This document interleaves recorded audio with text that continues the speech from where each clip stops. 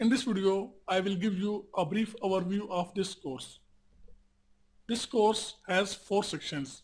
In the first section, first of all, I would give a brief overview of this course, which I am giving now. Then I will discuss what is SEO and how search engines rank web pages in their search results. Then I will discuss the types of SEO.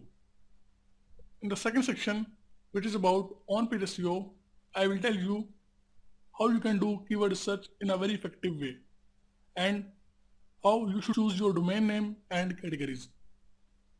Then I will tell you about 4 SEO plugins that you must install in your website to make it more SEO friendly. Then I will tell you how you can implement keywords throughout your content.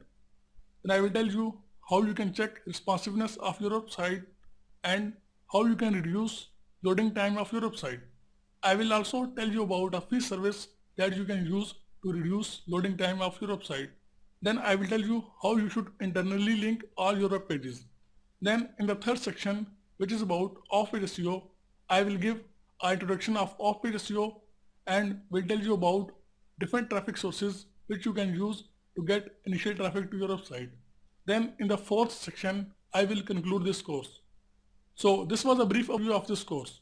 During this course, if you have any questions, you can email me.